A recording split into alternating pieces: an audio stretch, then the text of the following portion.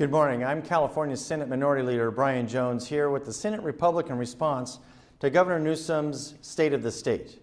As we all just witnessed, Governor Newsom's airbrushed spin job of a State of the State address sounds great if you aren't paying attention.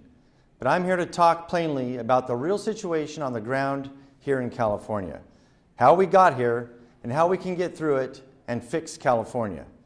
To cut through the campaign stump speech he just delivered, he's working hard to pull the wool over the eyes of the nation and convince us his unequivocal failure as a governor somehow makes him qualified to be our president. Here's what's really going on here in California. The state of this state is, in fact, a failed one, but it can be saved. It is the single most expensive place to live in America. Gas, groceries, utilities, you name it. And working California families just cannot keep up. Our schools are broken. In English, in math, and in science, more than half of California students do not meet basic standards. They aren't ready for college, they aren't ready for the workforce, and they are not getting the education they so desperately need and are so definitely entitled to. Our schools have failed them, full stop. Our government, under the one-party rule that defines the Newsom era, has not only failed to correct course, it is the very policies championed by this governor that have created this horrible situation. We must see investment dollars actually reach the classroom, not just line the pockets of union bosses and bloated administrator salaries. We must ensure student success through teacher accountability, and we must move away from schools as indoctrination centers and afford parents the peace of mind that their children are getting a first-rate education they deserve. In public safety, too, we must get back to basics and make crime illegal again.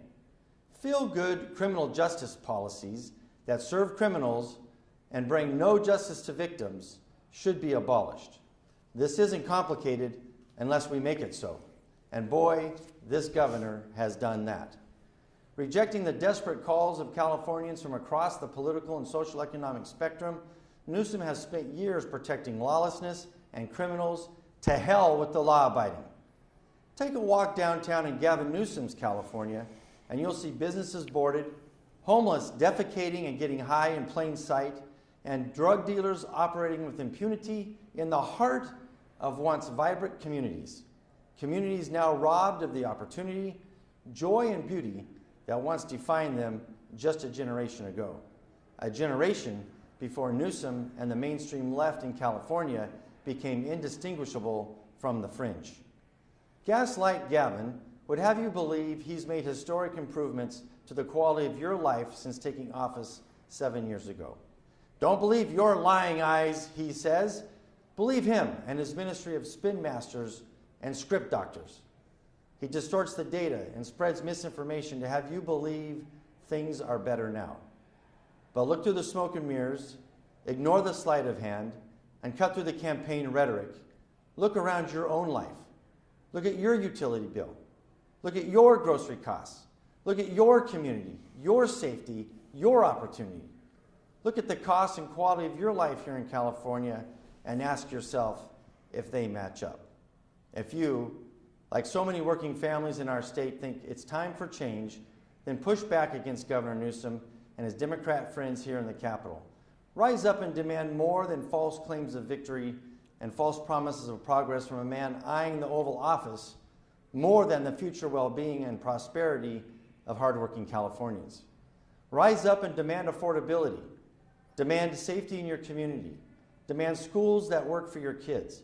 Demand a government and governor that puts your needs ahead of his own. Rise up and say no to more taxes.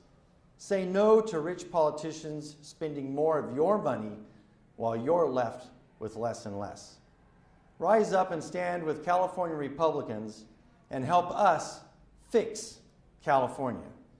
Thank you for this opportunity this morning to speak to you directly from the Capitol. And now I would like to introduce my very good friend and colleague from the Assembly, Assemblyman James Gallagher. Thank you, Leader Jones. It's a pleasure to be here this morning. I want to start on a little bit different note this afternoon. We just heard from Gavin Newsom in his State of the State, and it's more of the same. More of the same partisan back and forth and problems not getting solved. I believe it's time for a third-way politics here in California. A third-way politics of Republicans and Democrats coming together to actually solve the problems facing this state. It's a kind of politics that a man I very much admire and just passed this week, Doug LaMalfa, exemplified as a congressman from California. Doug believed very strongly in this state, and loved his country, his community, and he would work with anybody to solve the problems facing his district and the state of California. He famously would wait till the end of every State of the Union speech to speak to the president, Republican or Democrat, to talk about the problems facing this state, his district, and to have that one opportunity to maybe get that point across and get something done for the people of California. That was the example of Doug LaMalfa, not the example that Gavin Newsom just tried to make, using partisan vitriol. Doug LaMalfa believed that the president had our back, and he was willing to work with the governor and across party lines to make sure that we accomplish things for the North State and for the people of California. That's what we need. Over these past few weeks, I've had some really good conversations, actually with Democrats. Mayor Matt Mahan on a better path forward to homelessness policy in this state. I've had conversations with Maggie Krell, my colleague in the Assembly, on a better way on public safety in this state. I've had conversations and worked with Jesse Gabriel in the Assembly on nutrition and better food for our children. I've talked to even the governor's top lieutenant of Cal Volunteers, Josh Friday, on how we empower young men in this state. Those are all things that we should be talking about and working on, not continued partisan back and forth. We can agree, and I'll say, the governor, I can agree with him on phones, on nutrition, on better controls on AI, on Sites Reservoir, and investments in infrastructure. And I agree with him that we need to do more about institutional investors who are buying up our housing in this state and making that a problem. But first, we need to recognize that mostly our policy has been on the wrong track, and that over the 8 years of Gavin Newsom, we've mostly stayed in entrenched policies that have made Californians' lives worse. We have to reform and change those policies if we truly want to see something better. The common theme, of course, is affordability, which he has done nothing to address in his 8 years. No cost in California has gone down. They have only gone up. California families are paying more and getting less. And no matter how much the governor polishes his speech, affordability remains the real issue facing California. Most of the stats that Gavin likes to constantly cite are meaningless to Californians who are barely staying afloat. After 7 years in office, the only question that really matters is this: are we really building what's right? Are you better off than you were 7 years ago? And of course, the answer for California families is no, because we've stayed in these entrenched policies. He mentioned the healthcare minimum wage, without mentioning that that is what has our hospitals on the brink of closure right now, ending healthcare opportunities in many of our areas. He mentioned the fast food increase, wage increase, without mentioning the 18,000 jobs that we have now lost in our fast food industry. For all the talk about wealth inequality, he oversees, as governor of the state, with the largest gap between rich and poor in the nation. So maybe your policies aren't working, Governor, and maybe it's time to start admitting it. Education is not just about money. More money spent on education that is not getting the job done and has our kids near last in the nation doesn't mean that you've established progress. Childcare, I agree. It's a major issue. We need to make sure that our people in the state can afford childcare, can get access to childcare. Because after all, most of us don't have a nanny like the governor and his wife do. And so what we are saying is it's important that those monies actually get to the people who need it and not wasted through fraudulent actors who are taking advantage of our system. You can't talk about childcare and making sure that the money's getting there without talking about the real fraud and abuse that is going on right here in California. And we've seen it in many sectors. EDD, cell phones that were bought and wasted, a 911 system that still hasn't been brought up to date after millions and millions of dollars spent. These are all things that Gavin refuses to recognize and he refuses to govern. That is our issue. We are more than willing to continue to work across the aisle with Democrats on policies that actually work. 8 years ago, he said it was time to put the brakes on high-speed rail.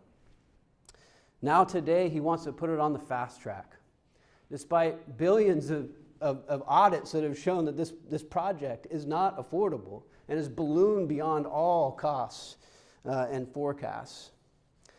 He says the Central Valley wants it. I can guarantee you they do not. And they have been actually very, very vocal about the fact that they do not want this project. But nonetheless, he persists in giving it to them. Because after all, localism is determinative. Unless you don't agree with his homeless policies and you think that people should get clean and sober before they get into housing. Climate policy is a financial risk in this state. We agree there should be a good climate policy that reduces emissions in this state. But all that Gavin Newsom's climate policy has done is increase your electricity bills, increase your gas prices, far beyond measure, and the cost of pretty much everything else. And meanwhile, we've had devastating wildfires because we've failed to make the investments that we should have been making in wildfire management that have put millions of metric tons of carbon in the atmosphere. That is a failure. It is a policy that has not worked. We must change course and reform. Housing, we've made some progress, but there's more to be done on that front. And certainly, even with the policies passed, we have still not seen housing prices go down.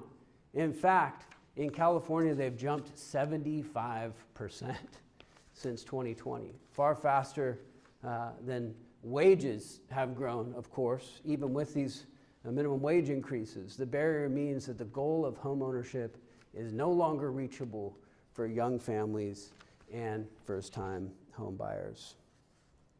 Our government, under the one-party rule that defines the Newsom area, the partisan vitriol, the fighting President Trump all the time without actually getting results on issues, is the very policies that are hurting Californians today. We must invest dollars that actually reach the classroom, not just line the pockets of union bosses and bloated administrator salaries. We need reforms that actually make sure our kids are performing and they're reaching their dreams. And let me say this about young men, because I think this is a goal that we both share, the governor and I. But if you want young men to become successful, you have to teach them to actually be men and not to persist in woke liberal nonsense that the governor has championed. Governor, if you're lamenting that men can't ask women on a date, it's because you told them that that's harassment, that that's toxic masculinity. We do need to be investing in our young men, and we need to raise them to be protectors and providers. And I am absolutely ready for that mission. But I don't think that Gavin Newsom, in all of these areas, is going to be the person who will lead us to that third way of politics. It's going to be a new generation of leaders, Republicans and Democrats in California, coming together, tackling these very real problems and finding real solutions, and not persisting in the same policies that have made us the most expensive state, that have made us number one in poverty, that have made us near the top in unemployment, And that, yes, we have many great industries, agriculture, manufacturing, that were number one long before Gavin Newsom ever took office here, but right now are teetering because of the policies that have been enacted in this state.